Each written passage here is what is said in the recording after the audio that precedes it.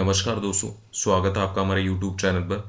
दोस्तों, अगर आप म्यूचुअल फंड और एसआईपी के इन्वेस्टर हैं तो खास तौर पर आपको इन चीज़ों का ध्यान जरूर रखना चाहिए कि हम किस तरीके के इन्वेस्टमेंट के अंदर अपना स्टार्ट करें जहां पर हमें पूरा का पूरा पैसा पूरे मेच्योरिटी पे हमें रिटर्न मिल पाए। क्योंकि जब भी आप म्यूचुअल फंड और एसआईपी के अंदर इन्वेस्टमेंट अपना करते हैं तो वहाँ पर आपको रेगुलर प्लान के बारे में ही सिर्फ जानकारी मिलती है। क्योंकि आप जब भी कोई प्लान स्टार्ट करना चाहते हैं या कभी भी आप किसी फंड के बारे में इन्वेस्टमेंट की प्लानिंग करते हैं तो सबसे पहले आप अपने परिचित, कलीग, दोस्त इन्हीं से सजेशन लेते हैं और वहाँ पर आपको रेगुलर प्लान के बारे में ही जानकारी मिलती है। क्योंकि अगर आप ऐसे प्लान में इन्वेस्टमेंट करते हैं तो सबसे ज़्यादा आपको यहाँ पर ब्रोकरेज देना होता है, जो कि अगर आप लॉन्ग टर्म के हिसाब से इन्वेस्टमेंट कर रहे हैं तो वहाँ पर एक बड़ा अमाउंट आपका ब्रोकरेज के रूप में आपके जिस भी मोड ऑफ एजेंट से आप इन्वेस्टमेंट कर रहे हैं उसको आपको देना होता है, लेकिन आपको उसके बारे में जानकारी नहीं होती है। तो खास पॉइंट ये है कि इन चीज़ों के बारे में आपको कोई भी नहीं बताएगा कि अगर आप चाहें तो ऐसा भी ऑप्शन है कि जो ब्रोकरेज आप एजेंट को दे रहे हैं उसकी भी आप बचत कर सकें, जिससे कि आपका फंड और ज़्यादा मेच्योरिटी पे पैसा रिटर्न आपको दे सके। तो दोस्तों, जब भी आप एसआईपी या म्यूचुअल फंड में आप इन्वेस्टमेंट करते हैं तो वहाँ पर आपको रेगुलर प्लान के साथ साथ में एक डायरेक्ट प्लान का भी ऑप्शन होता है। अगर आप डायरेक्ट प्लान से इन्वेस्टमेंट अपना करते हैं तो वहाँ पर आपको आपका जो ब्रोकरेज है वो पूरा का पूरा बच जाता है और वो आपके मेच्योरिटी पे आपको रिटर्न्स के रूप में मिलता है। क्योंकि उस फंड का एक्सपेंसेस रेशो काफ़ी कम होता है। आपको अभी इसी वीडियो के अंदर लाइव एग्जांपल के तौर पे देखने को मिलेगा कि अगर आप डायरेक्ट प्लान में इन्वेस्टमेंट करते हैं और रेगुलर प्लान में इन्वेस्टमेंट करते हैं तो दोनों में कितना फर्क होता है फंड के अंदर। तो दोस्तों, अगर आप अभी चैनल पर नए हैं तो उसे सब्सक्राइब करके बेल आइकन की बटन दबा दें ताकि नेक्स्ट वीडियो जो इस चैनल पर अपलोड हो उसका नोटिफिकेशन सबसे पहले आपके पास में आए। क्योंकि इस चैनल पर आपको फाइनेंस, इंश्योरेंस और इन्वेस्टमेंट से रिलेटेड ही वीडियोस देखने को मिलती है। दोस्तों, अभी आपको इस वीडियो के अंदर SBI small cap mutual fund के बारे में जानकारी मिलने वाली है कि अगर आप म्यूचुअल फंड में इन्वेस्टमेंट कर रहे हैं एसआईपी के थ्रू तो इसके अंदर जो आपका इन्वेस्टमेंट है, अगर आप रेगुलर प्लान में जाते हैं तो वहाँ पर आपका एनएवी का इम्पैक्ट कितना पड़ता है और वहीं अगर आप डायरेक्ट प्लान में जाते हैं तो वहाँ पर कितना आपको फ़र्क देखने को मिलता है। अगर अभी इसी फंड के अंदर आप देखेंगे तो एनएवी के जो एज ऑन डेट रेट है 133.15 का है और ये आपका जो इन्वेस्टमेंट है ये रेगुलर प्लान के अंदर चल रहा है, SBI small cap fund regular plan. अभी इसी फंड को डायरेक्ट प्लान के अंदर हम कन्वर्ट करते हैं तो वहाँ पर आप देखेंगे तो आपका इसी एनएवी के रेट्स चेंज हो जाएंगे। 133 रुपये की एनवी के रेट 150 रुपये 05 पैसे का रेट आज की डेट में है।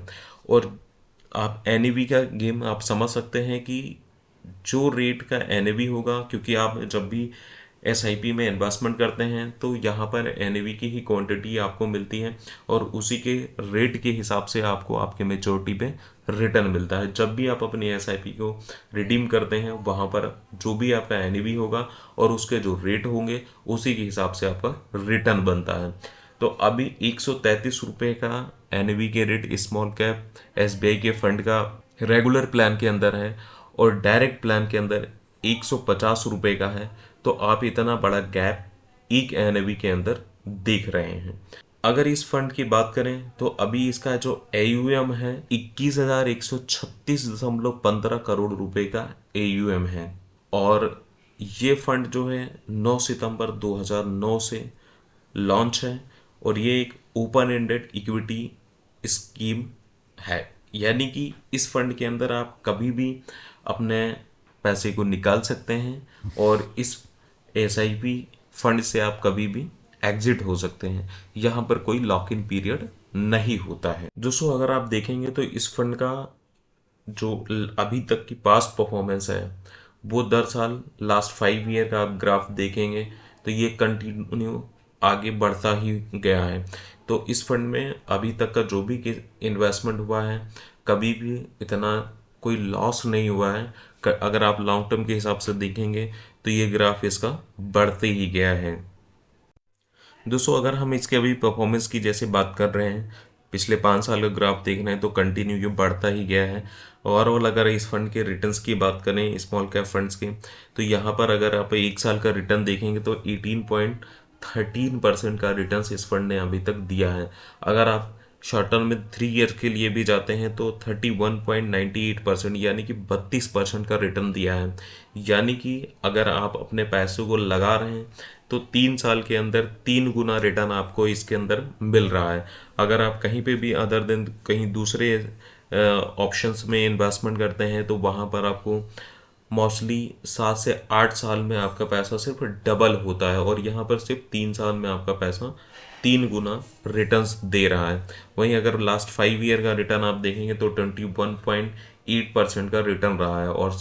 और दोस्तों जब से ये फंड अभी लॉन्च हुआ है अगर आप देखेंगे तो 20.29% यानी कि 20% का रिटर्न इस फंड ने अभी तक दे चुका है।